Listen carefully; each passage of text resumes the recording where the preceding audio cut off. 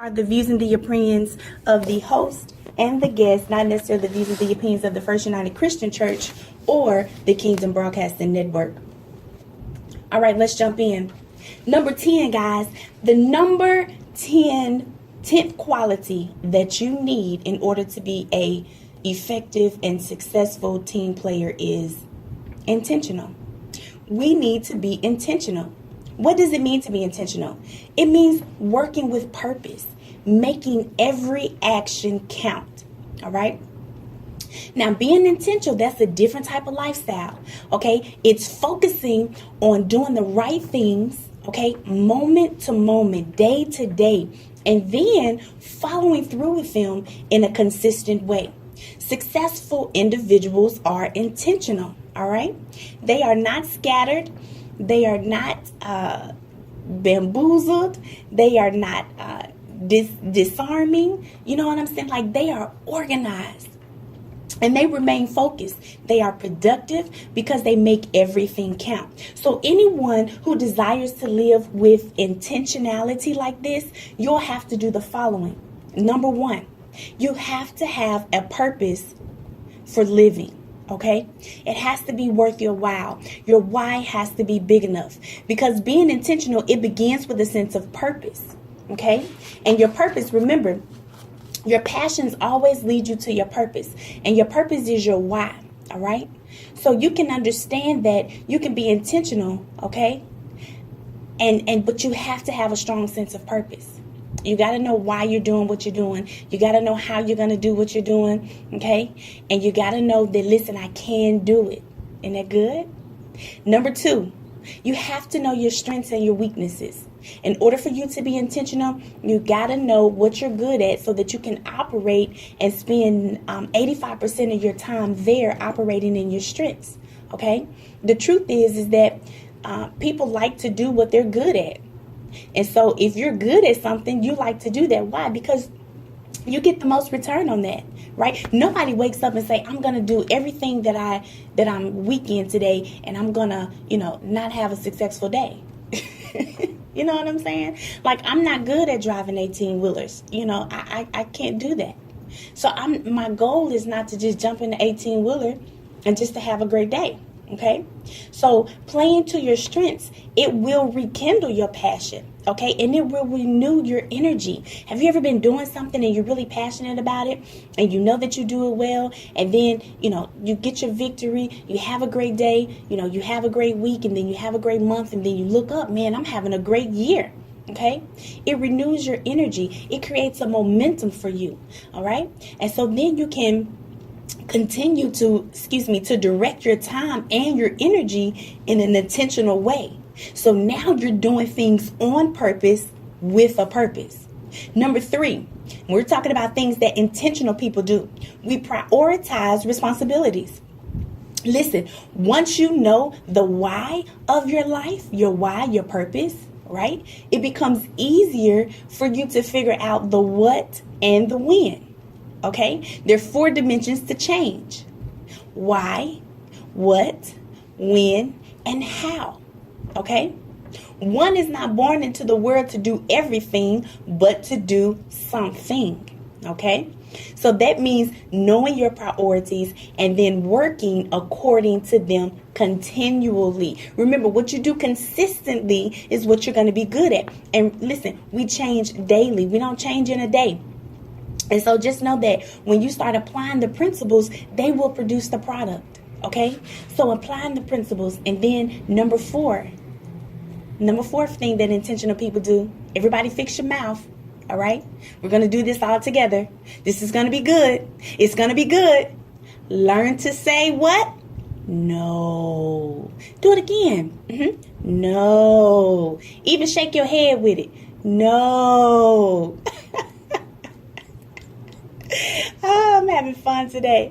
Another thing that intentional people do is they have to learn how to say no. All right.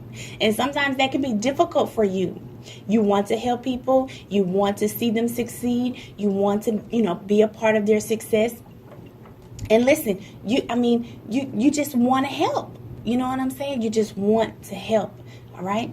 And so we have to make sure that we understand, what we need to accomplish. We have to understand, listen, I can't lose my focus. You know what I'm saying? We have to understand that if you try to do everything good that comes your way, you will not excel where you were meant to excel. Okay. And sometimes we just have to say no. And listen, it's not a bad thing, guys. It's just, listen, I can't commit to that right now. I do apologize. That's phenomenal. I can't commit to that right now. I'm sorry. Well, I need you to come over here and change the pipes in the sink because they're broken. Everybody's problem and their sense of urgency is not always urgent for you. Okay, so we have to be detailed. We have to be disciplined, right? We talked about those things, being detailed, being disciplined, and we have to make sure that we're just not running in circles. You can be busy, but not productive. All right. And great team players, they are productive, right? Remember, you've got your go-to people. That's the reason why they're go-to, because they learn to say no. Number 5, guys, commit yourself to long-term achievement. We're talking about intentional people. What intentional people do in order to continue to be great, to continue to be successful, okay? A short-term or all or nothing approach to life, it works against many people, okay? So you not having a long-term goal, you not having, your priorities in line, you not working on your development plan, okay? That can hurt you. All right. So we need to be able to be consistent at growing, learning, and developing. All right. The most victories achieved in life are through small incremental wins that sustain over time. Okay. So we have to be willing to dedicate ourselves to the long-term process of achievement. All right. Instead of to its immediate awards which will enable you to be more intentional. Okay, so personal growth, relationship building, all right, financial investment and stability, okay, that equals to professional success. All right, now let's bring it in. In order to improve your intentionality, what do we need to do? You need to explore your strengths and weaknesses. Sometimes people are stuck in places because they're saying to themselves, I really don't know what I'm good at. All right, so you need to find those things out. Get you a piece of paper. Write down things that you're good at. Write down things that you're not so good at. Write down things that you like to do. Write down things that you don't like to do. Okay? You cannot be intentional and effective if you don't focus on these things and you don't know yourself. All right? So we got to take inventory and we have to do self-examination. All right? So the more information and the more honest feedback you give yourself, the better you can be. Okay? Make sure that you specialize in your specialty. This is number 2. We're talking about improving our intentionality now. All right. Specialize in your specialty. All right. Know what your competencies are. All right. Know what you're great at and then specialize in that thing. Okay. When you have a solid understanding of your strengths, you will be able to focus. All right. And then you can be the best you that you can be. And then number 3, plan your calendar with purpose. All right. Remember, don't, how do we say it? Man, it just left me, guys. Shoot now. Let's see. Okay, don't prioritize your schedule. Schedule your priorities. All right? So here we go. The longer the time period that you plan with intentionality, the more you can get done. If you think in the terms of a few hours or a single day, there's only so much that you can do. You're better off thinking in terms of what you can get done within a week or within a month. Okay? So then set aside some time to kind of plan, and organize and get everything together. I suggest that you get a daily planner. Get yourself a daily planner. Write you a to-do list. Okay, don't wait till the last minute or to the end of the day to tackle those most difficult things. Go ahead and tackle those things early in the day. That way you can feel accomplished. It'll build some momentum. At least you've got, you've got your foot in the door. You started and you're good to go. Okay, so that's being intentional, guys. That was number 10. Now we're going to shoot through number 11 really quickly. I want to give it to you because it's absolutely phenomenal, and this is being mission conscious, okay? The big picture is coming in loud and clear. The secret to your success is the consistency to purpose, all right? Being consistent to purpose. Now, what are we talking about? We're talking about when you are mission conscious, you are focused on the vision, you're focused on the goals, okay? You know where your team is going. You know where you are going. You know where your team is going, okay? You got to admire the sense of vision and the mission, okay? So understanding that whatever happens, okay, you are filled with enthusiasm. You have that burning desire on the inside of you to get the work done, okay? And when you are mission conscious, okay, you've aligned everything, you know, you cancel out distractions, then you can build in that sense of desire and direction, all right? And it's phenomenal. You're talking about you're talking about riding the wave, okay, when you're mission conscious. And even when things try to get you off course, like I oftentimes reference Peter walking on the water. When Peter was walking on the water, he was so intentional and so mission conscious about that, because he told Jesus, you know, they were like, hey, what's that over there? The disciples in the boat, right? And they was like, man, I don't know what that is. You could just imagine the conversation in the boat. And Peter's like, Jesus, is that you? And, you know, Jesus answers and he says, hey, well, if that's you, then bid me to come. So on the command, he told him, bid me to come. So he acted on the voice of God. Okay. So he was intentional about it. He stepped out on water and he began to walk on water just like Jesus. But what happened? Why did he start sinking? Why did he start, falling down? It was because he didn't remain mission conscious, right? He took his eyes off Jesus and he began to allow the waves and the wind and the storm to overtake him, to overtake his sight, to overtake his thoughts, to overtake his intentionality, to overtake his purpose, to overtake his why, to overtake his faith. All right? And so when you're mission conscious, it's a focus, man, that you have. All right? Mission conscious people, they let the leader of the team lead. Mission conscious team players who have committed themselves to the team, they allow the leader of the team to do the leading. Isn't that phenomenal? You ever been in a situation where you got too many leaders and not enough Indians? I think they say too many chiefs and not enough Indians, right? So anytime a team member hinders the leader, it increases the possibility that the team will be hindered in its goals. So what are you saying? I'm saying anytime you don't allow the leader to lead, whether it be navigation, whether it be, strategies, whether it be, holding you accountable, whether it be exhorting you, pushing you, okay, to your maximum potential. Okay, for a team to win, the leader must be allowed to lead. All right, they must have the freedom in order to lead. Number 3, maybe we should go back to that. Number 2, all right, you got to allow your leader to lead. Okay, I feel something right there. All right, leadership is the capacity to translate the vision into reality. Okay, you got to let them answer questions. You got to let them give you wisdom. You got to let them, kind of step out ahead of you just a little bit. Okay, because that's what leaders do. Leaders are not sitting in the back telling you what to do. You ever seen that picture where, the people, they're pulling the block and the leader is in front of the people and he's saying, come on this way. But then there's a picture of a boss and the boss is like sitting on top of the box that they're pulling and he's saying, go this way. All right.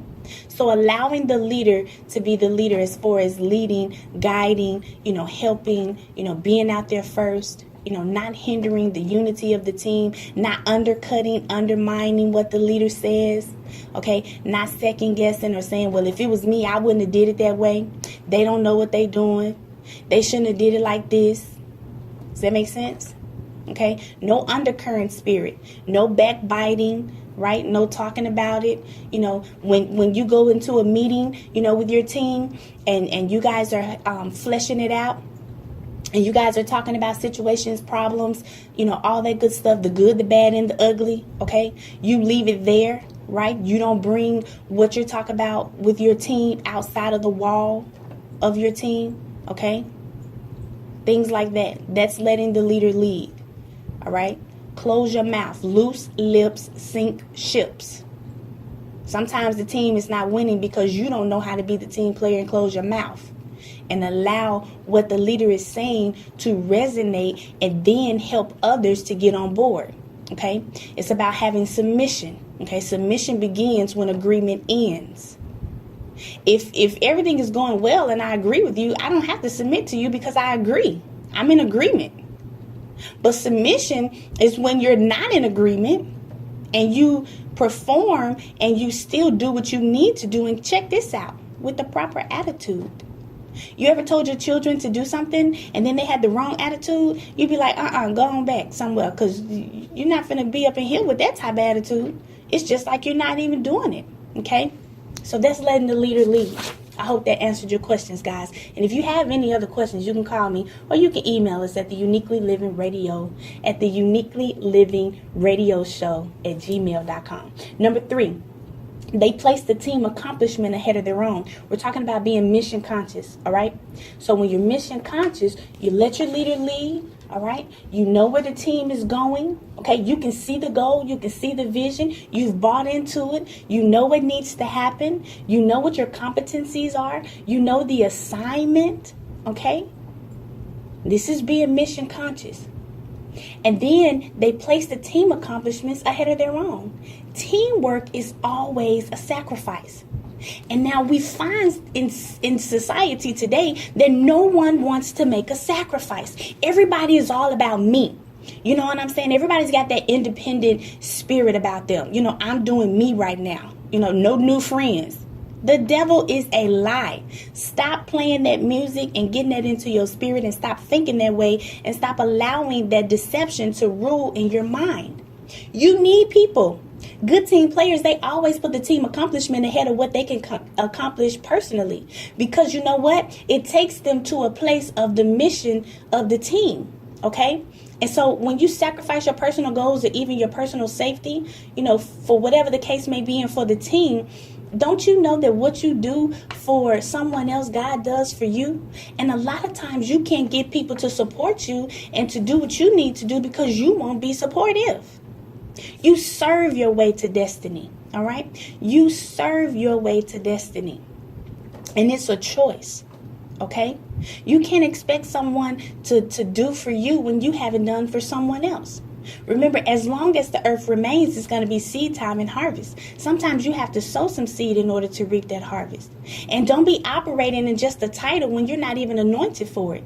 Just because you have a title doesn't mean that you're at that particular place of leadership. Okay? So make sure that we understand that in order to go up, I have to give up.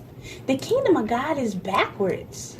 The way up is down. The way in is out. All right? We go up in the kingdom when we become humble, when we lower ourselves. Then that's when God can exalt you. So making sure that you do what you need to do for the team. And listen, we're not talking about sacrificing, you know, like your own, like I can't go to school because I'm helping the team. No, not that. We're talking about, you know, you may need to sacrifice a couple of hours of sleep. You know what I'm saying? You may need to stay until the job's done. You know, there'll be a give and a take, but it's so rewarding. It's so rewarding when you get to the point to where you've achieved the goal and you guys have done it together, and you look around at your teammates and you be like, man, we went through some trials and some tribulations, but we made it. And you know what? You build bonds, you build friendships, you build covenant relationships, and they will last you a lifetime. Everybody wants to be rich, but nobody wants to do what it takes to be wealthy. You can gain all the riches in the world, but what does it matter? To lose your soul. And in order for you to get to the wealthy place, it's going to take some relationships.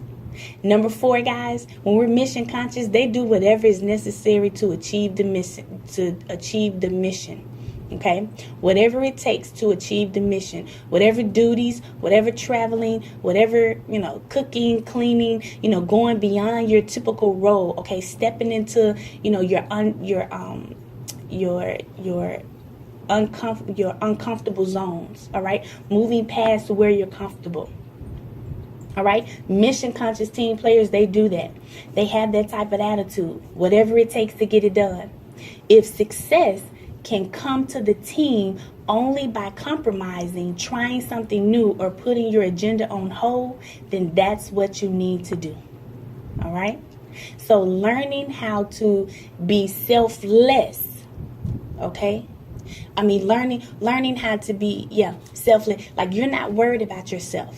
Okay, you're moving forward. You're making those decisions best for the team. So your decisions now, what decisions you make, it affects the whole team. And you think that way. And listen, to be honest with you guys, we do it every day. We do it every day, y'all. We do. We just don't think about it. You know, think about your job, the people that you work for. They'll tell you, hey, listen, you are a representation of me. So when you go out places and you have that uniform on, you know, they don't see Stephanie Monique. They see the credit specialist. Okay, they see FES. They don't see Stephanie Monique. They see the Kingdom Broadcasting Network. They don't see Stephanie Monique. They see Harvey's. They don't see Stephanie Monique. They see Faith Church.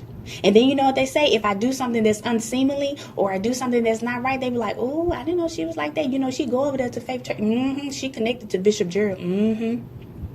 Or y'all know we do it. You know. Or you'll be like, girl, did you see what? Girl, you know she. You know she a server. Yeah. Talking about, you know, you need to do this and you need to do that. You know what I'm saying? So you are a representation of whatever you are connected to.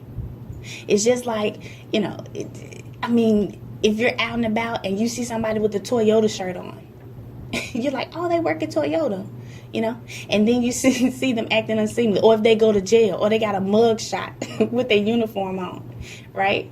So that's a representation of that company. And we have to think about those things. We're a representation of our team. We're a representation of our families. You know, even back in the day, even now, if you were outside and you were, you know, playing with your friends and stuff, and then you started getting in trouble, you know, neighborhood moms and stuff, they be like, I'm gonna tell your mama when you get home. Or they be like, who child is that? And they be like, girl, you know, that's John and them son down the street. And they be like, oh, he ruthless. You know, what kind of discipline? What they teaching him at home? Nothing, child. Don't look like nothing. So you are a representation of that which you are connected to. All right, just remember that. All right, reflecting on it. Here, we're going to bring it home. To improve your mission conscious, this is what we need to do. You need to check to see if your team focuses on the mission. All right, whatever team you're connected to. You know, is it difficult to maintain the mission? Is it difficult for you to maintain the mindset that the team needs in order to focus on the mission? Okay, truthfully, this is what it is. A team is not really a team if they're not going anywhere. It's just a group of people just, you know, socializing. Does your team or your organization, do they even have a mission statement? Like, what's the mission? What's the goal? Okay, what are you working towards? What are you striving towards? Are you just meeting just to be meeting? Are you just gathering just to be gathering? And if we are, what's the purpose? What are we doing? Because if we're just meeting just to be meeting, then we've become a social club. Okay, so do you have values? Do you have missions? Do you have goals? All right. And then do you practice in order to get those things accomplished? What are the strategies in order to get those things done? All right. So that's how you can check to see if your team is focused on the mission, if you're mission conscious or not. All right. Number 2 is we find ways to keep the mission in mind. Now we're talking about 17 essential qualities of a team player.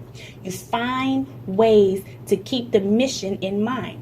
So if you are a strong achiever, or you're the type of person who likes to work alone, or you tend to focus on, you know, the immediate thing right now rather than the big picture, you know, whatever it is that reminds you of the mission, okay? Always keeping the mission in mind. If you need to write it down, place it somewhere where you can see it. Put it on an index card. One of my good friends, she does vision board training, all right? So put it in on a vision board. Put it in on your mirror.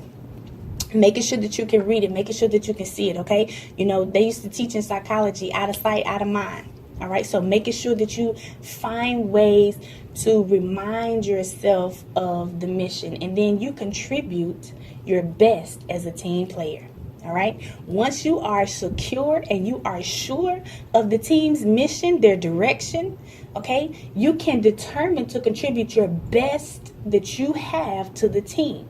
All right. So whatever the case may be, whatever you need to become to do that, you can do that. Okay. And you focus on making sure that you are doing your part. Okay. Making sure that what you bring to the table is good. It's successful. It's effective. Okay. For the team. All right. So that's that.